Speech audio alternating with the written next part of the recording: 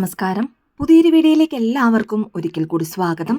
ചൈത്രമാസത്തിലെ ശുക്ലപക്ഷ നവമിയിലാണ് ഭഗവാൻ ശ്രീരാമചന്ദ്രൻ കൗസല്യാദേവിയുടെ പുത്രനായി അയോധ്യയിൽ അവതാരം ചെയ്തത്. അതിനാൽ ഈ ദിവസം ശ്രീരാമ നവമി എന്നാണ് അറിയപ്പെടുന്നത്.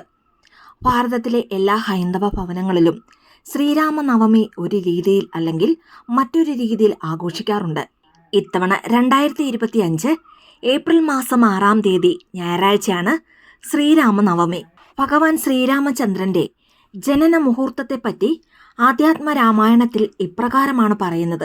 കർക്കിടക ലഗ്നത്തിൽ പുനർവസു, അതായത് പുണർദം നക്ഷത്രത്തിൽ പഞ്ചഗ്രഹങ്ങൾ ഉച്ചസ്ഥാനത്തും സൂര്യൻ മേടരാശിയിലും നിന്ന ദിനത്തിലാണ് ഭഗവാൻ ശ്രീരാമൻ കൗസല്യാത്മജനായി അയോധ്യയിൽ അവതരിച്ചത്. അങ്ങനെയുള്ളതായ പുണ്യദിനമായ ശ്രീരാമനവമിയിൽ വ്രതം അനുഷ്ഠിക്കുകയും ശ്രീരാമക്ഷേത്ര ദർശനം നടത്തുന്നതും രാമായണത്തിലെ ശ്രീരാമ അവതാര ഭാഗം ഭക്തിപൂർവം പാരായണം ചെയ്യുന്നതും അങ്ങേയറ്റം പുണ്യദായകവും മാത്രമല്ല, ഇതിലൂടെ നമ്മുടെ ജീവിതത്തിൽ ഐശ്വര്യാഭിവൃദ്ധി വന്നു ചേരുന്നതുമാണ്. ചൈത്രമാസത്തിലെ നവമി മുതൽ പൗർണമി വരെയുള്ള ദിവസങ്ങൾ ശ്രീരാമനെയും ഭഗവാന്റെ പ്രിയദാസനായ ഹനുമാൻ സ്വാമിയെയും ആരാധിക്കുവാൻ വളരെയധികം വിശിഷ്ടമായ 7 പുണ്യദിനങ്ങളാണ്. പതിവായി മേടത്തിൽ വരുന്ന ചൈത്രമാസത്തിലെ ഈ പുണ്യദിനങ്ങൾ ഇത്തവണ മീനത്തിലാണ് വരുന്നത്. ഭഗവാന്റെ അവതാര ദിവസമായ ശ്രീരാമനവമി ഏപ്രിൽ 6-ാം തീയതിയും ഹനുമത് ജയന്തിയായ ചൈത്രമാസത്തിലെ പൗർണമി ഏപ്രിൽ 12-നുമാണ് ആചരിക്കുന്നത്.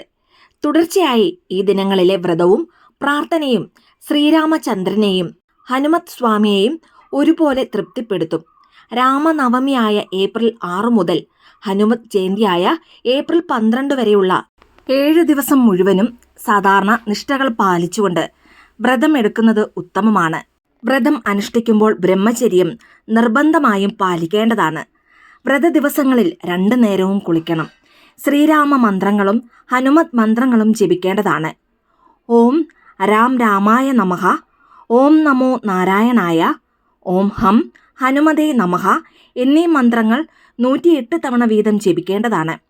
വിഷ്ണു സഹസ്രനാമം, നാരായണീയം, ഭഗവത്ഗീത, ശ്രീമദ് ഭാഗവതം, രാമായണം, ശ്രീരാമ അഷ്ടോത്തരം, ഹനുമാൻ ചാലിസ, ഹനുമത് അഷ്ടോത്തരം എന്നിവ യഥാശക്തി ജപിക്കാവുന്നതുമാണ്.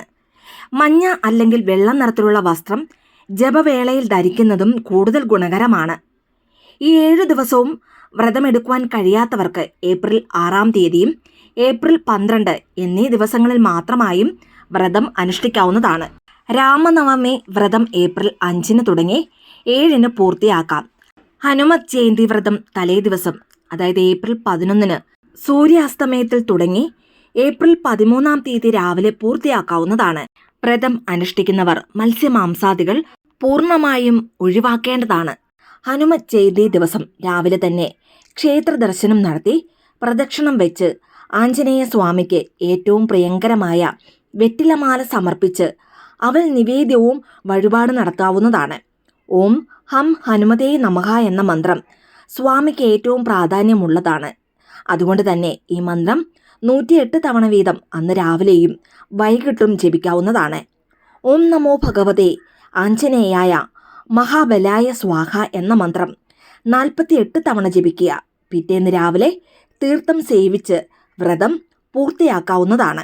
ഈ കലിയുഗത്തിൽ മനുഷ്യ മനസ്സ് കൂടുതൽ മലിനവും ഏകാഗ്രത നഷ്ടപ്പെട്ടതുമായി. അതുകൊണ്ട് തന്നെ ഈ യുഗത്തിൽ നാമസങ്കീർത്തനം ഏറ്റവും ഉത്തമമായ ഉപാസനാ മാർഗമായി നിർദ്ദേശിക്കപ്പെട്ടിട്ടുണ്ട്. ദ്വാപരയുഗത്തിന്റെ അന്ത്യത്തിൽ നാരദ മഹർഷി ബ്രഹ്മദേവന്റെ സന്നിധിയിലെത്തി വരാൻ പോകുന്ന കലിയുഗത്തിൽ ദുരിതങ്ങൾ തരണം ചെയ്യുവാനുള്ള മാർഗം ഉപദേശിച്ചു തരണമെന്നും അപേക്ഷിച്ചു. ഭഗവാൻ നാരായണന്റെ നാമം ജപിക്കുകയാണ് കലിയുഗ ദുഃഖങ്ങൾ തരണം ചെയ്യുവാനുള്ള ഏറ്റവും നല്ല മാർഗമെന്ന് ബ്രഹ്മാവ് ഉപദേശിച്ചു. ഏതൊക്കെ നാമങ്ങളാണ് എന്ന നാരദന്റെ ചോദ്യത്തിന് മറുപടിയായി ബ്രഹ്മാവ് പ്രസിദ്ധമായ ഷോഡശ മഹാമന്ത്രം ഉപദേശിച്ചു. ഹരേ രാമ ഹരേ രാമ, രാമ രാമ ഹരേ ഹരേ, ഹരേ കൃഷ്ണ കൃഷ്ണ കൃഷ്ണ ഹരേ ഹരേ. ഇതാണ് ആ മന്ത്രം. ഈ 16 നാമങ്ങൾ ജപിച്ചാൽ മാലിന്യങ്ങൾ അകന്ന് നമ്മുടെ മനസ്സ് സൂര്യനെ പോലെ തെളിവുറ്റതാകുന്നതാണ് എന്നതാണ് അനുഭവം. ഇത് ജപിക്കുന്നതിന് പ്രത്യേകമായ നിയമങ്ങളൊന്നും തന്നെ പാലിക്കേണ്ടതില്ല. ഈ നാമം നിരന്തരം ജപിക്കുന്ന ബ്രഹ്മഭക്തന്മാർ ബ്രഹ്മലോകത്തിലും, ശിവഭക്തന്മാർ ശിവലോകത്തിലും, വിഷ്ണു ഭക്തന്മാർ വിഷ്ണു ലോകത്തിലും എത്തിച്ചേരുന്നതാണ്. ഇതാണ് സാലോക്യമോക്ഷം. ഭഗവാന്റെ സമീപത്ത് തന്നെ എത്തിച്ചേരുന്നത് സാമീപ്യമോക്ഷം. ഭഗവാന്റെ രൂപത്തെ പ്രാപിക്കുന്നത് സാരൂപ്യമോക്ഷം. ഭഗവാനിൽ തന്നെ ലയിച്ച് ഭഗവാൻ തന്നെയായി തീരുന്നത് സായുജ്യമോക്ഷം. ഇങ്ങനെ സാലോക്യം, സാമീപ്യം, സാരൂപ്യം, സായുജ്യം എന്നീ ചതുർമുക്തികളും ഈ നാമജപം കൊണ്ട് സിദ്ധിക്കുന്നു എന്നാണ് ബ്രഹ്മാവ് അരുളി ചെയ്തത്. അപ്പോൾ ഗ്രഹദോഷങ്ങൾ പരിഹരിക്കപ്പെടുമെന്ന് പ്രത്യേകം പറയേണ്ടതില്ലല്ലോ. മുൻജന്മ പാപങ്ങളാണ് ഈ ജന്മത്തിൽ ഗ്രഹപ്പിഴകളുടെ രൂപത്തിൽ നമ്മെ ബാധിക്കുന്നത്. സർവപാപകരമായ ഈ നാമം നിത്യവും ജപിച്ചാൽ സകല ഗ്രഹപ്പിഴകളും ഒഴിവാകുമെന്ന് അതിൽ നിന്ന് തന്നെ വ്യക്തമാകുന്നുണ്ട്. കലിസന്ധരണ ഉപനിഷത്തിലാണ് ഈ നാമമാഹാത്മ്യം പ്രകീർത്തിക്കപ്പെടുന്നത്. ശ്രവണം, കീർത്തനം, വിഷ്ണുസ്മരണം, പാദസേവനം, അർച്ചനം, വന്ദനം, ദാസ്യം, സഖ്യം, ആത്മനിവേദനം എന്നിങ്ങനെ നവവിധങ്ങളായ ഭക്തിമാർഗങ്ങളുള്ളതിൽ നാമസങ്കീർത്തനമാണ് ഏറ്റവും സുഗമമായ മാർഗമെന്ന് നമ്മുടെ പുരാണങ്ങളും ഇതിഹാസങ്ങളുമൊക്കെ ചൂണ്ടിക്കാട്ടുന്നു. അതീവ സൂക്ഷ്മത ആവശ്യമുള്ളതും സങ്കീർണവുമായ മന്ത്രോപാസന, താന്ത്രിക കർമ്മങ്ങൾ, ഹോമ പൂജാദികൾ, തപസ് ആദിയായ ഉപാസനാ മാർഗങ്ങൾ എങ്ങനെ വിധിപ്രകാരം അനുഷ്ഠിക്കും എന്നോർത്ത് വിഷമിക്കുന്ന സാധാരണ മനുഷ്യന് അനുഷ്ഠിക്കാവുന്ന ഏറ്റവും സുഗമമായ ഭക്തിമാർഗമാണ് നാമജപം. അതുകൊണ്ട് ഒരുപാട് കാര്യങ്ങളൊന്നും തന്നെ നിങ്ങൾക്ക് ചെയ്യുവാൻ സാധിച്ചില്ലെങ്കിലും നാമജപം വ്രതം എടുക്കുന്നവരും വ്രതമെടുക്കുവാൻ സാധിക്കാത്തവരും മുടങ്ങാതെ തന്നെ ചെയ്യുക. ഇനി ശ്രീരാമ നവമി ദിവസം വളരെ ലളിതമായി വ്രതം എടുക്കേണ്ടത് എങ്ങനെയാണെന്ന് നോക്കാം. തലേന്ന് അഷ്ടമി ദിനത്തിൽ ഒരിക്കലൂണോടുകൂടി വ്രതം ആരംഭിക്കാവുന്നതാണ്. നവമി ദിനത്തിൽ ഉച്ചവരെ ഉപവാസം അനുഷ്ഠിക്കണം. പുലർച്ചെ രാമക്ഷേത്രത്തിലോ വിഷ്ണു ക്ഷേത്രത്തിലോ ദർശനം നടത്താവുന്നതാണ്. രാമായണത്തിലെ അവതാരഭാഗം, ശ്രീരാമ അഷ്ടോത്തരം, രാമചരിതമാനസം മുതലായവ പാരായണം ചെയ്യുക. പാരായണ ശേഷം ഭഗവാന്റെ പ്രതിമയിലോ ചിത്രത്തിലോ ആരതി എടുക്കാവുന്നതാണ്. മധ്യാഹ്നം വരെ പൂർണ്ണ ഉപവാസം അനുഷ്ഠിച്ച് ഉച്ചയ്ക്ക് അരി ആഹാരം കഴിക്കാം. ഭഗവാന്റെ ജന്മദിനമായതിനാൽ വിശേഷ വിഭവങ്ങളും മധുരവും ഒക്കെ തന്നെ നിങ്ങൾക്ക് കഴിക്കാവുന്നതാണ്. വൈകുന്നേരം സമൂഹ ആരതി, ഭജന എന്നിവയിലൊക്കെ പങ്കുകൊള്ളുക. കുടുംബസുഖം, ആഗ്രഹസാഫല്യം, ധനൈശ്വര്യം എന്നിവ ഈ വ്രതം അനുഷ്ഠിക്കുന്നതിലൂടെ നമുക്ക് വന്നു ചേരുന്നതാണ്. ഇനി വിദ്യാതടസ്സം മാറാനും അലസതയ്ക്കും ഭാഗ്യലോപത്തിനും പരിഹാരമായും വിദ്യാർത്ഥികൾക്ക് ശ്രീരാമ നവമി ദിവസം വ്രതം അനുഷ്ഠിക്കുന്നതും ഉത്തമമാണ്. ശ്രീരാമ നവമി ദിവസം ഭക്തിയോടുകൂടി വ്രതം അനുഷ്ഠിച്ച് ഭഗവാനോട് നിങ്ങൾ എന്താഗ്രഹം പറഞ്ഞാലും അതതുപോലെ തന്നെ ഭഗവാൻ സാധിച്ചു തരുന്നതാണ്. മാത്രമല്ല ഇതോടുകൂടി നിങ്ങളുടെ ജീവിതത്തിലെ സകല ദുരിതങ്ങളും കഷ്ടപ്പാടുകളും മാറിക്കിട്ടുന്നതുമാണ്. കാരണം ഈ ഒരു ദിവസം ഭഗവാൻ ഏറ്റവും കൂടുതൽ പ്രസന്നനായിരിക്കുന്ന ദിവസമാണ്. അതുകൊണ്ട് തന്നെ ഈ ദിവസത്തിൽ നമ്മൾ ചെയ്യുന്ന വളരെ ചെറിയ പ്രാർത്ഥനകൾക്ക് പോലും പെട്ടെന്ന് ഫലം ഉണ്ടാകുന്നതുമാണ്. ഇനി ശ്രീരാമ നവമി ദിവസം വ്രതം എടുക്കുന്നവരും വ്രതമെടുക്കുവാൻ സാധിക്കാത്തവരും വീട്ടിൽ വിളക്ക് വെക്കുമ്പോൾ ഇനി പറയുന്ന രീതിയിലൊന്ന് പ്രാർത്ഥിച്ചു നോക്കൂ. ഉറപ്പായും എത്ര നടക്കാത്ത ആഗ്രഹങ്ങൾ പോലും, അല്ലെങ്കിൽ നിങ്ങളുടെ മനസ്സിലുള്ള ആ വളരെ വലിയ ആഗ്രഹം, പ്രധാനപ്പെട്ട ആഗ്രഹം ഉറപ്പായും നടക്കുന്നതാണ്.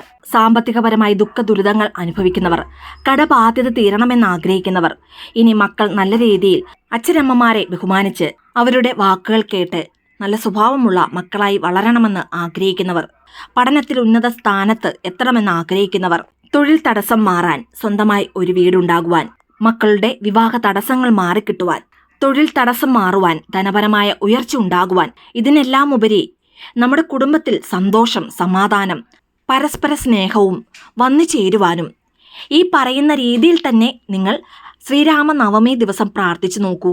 ഉറപ്പായും അതിനു ഫലം ഉണ്ടാകുന്നതാണ്. അതിനുവേണ്ടി ഒരു ചെറിയ നോട്ട്ബുക്ക് എടുക്കുക.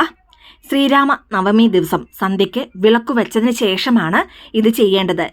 നോട്ട്ബുക്കിൽ ശ്രീരാമജയം എന്ന് 108 തവണ എഴുതുക. ഭഗവാന്റെ ഫോട്ടോ ഉണ്ടെങ്കിൽ ആ ഫോട്ടോയ്ക്ക് മുൻപാകെ ദീപം തെളിയിച്ച് ആ ദീപത്തിന് മുൻപിലിരുന്ന് ഇത് എഴുതാവുന്നതാണ്. പൂർണ്ണ വിശ്വാസത്തോടും പ്രാർത്ഥനയോടും കൂടി ഇത് എഴുതി നോക്കൂ. നിങ്ങൾ എന്താണോ ആഗ്രഹിച്ച് ശ്രീരാമജയം എഴുതിയത് ആ ആഗ്രഹം 30 ദിവസത്തിനുള്ളിൽ തന്നെ നിങ്ങൾക്ക് സാധിച്ചു കിട്ടുന്നതാണ്. ഇനി നോട്ട്ബുക്ക് എടുക്കുമ്പോൾ ചെറിയൊരു നോട്ട്ബുക്ക് പുതിയത് വാങ്ങി എഴുതുക. ഉപയോഗിച്ച് നോട്ട്ബുക്കിൽ എഴുതുവാൻ പാടില്ല. നീല നിറത്തിലുള്ള അല്ലെങ്കിൽ പച്ച നിറത്തിലുള്ള പേന കൊണ്ട് ഇത് നിങ്ങൾക്ക് എഴുതാവുന്നതാണ്.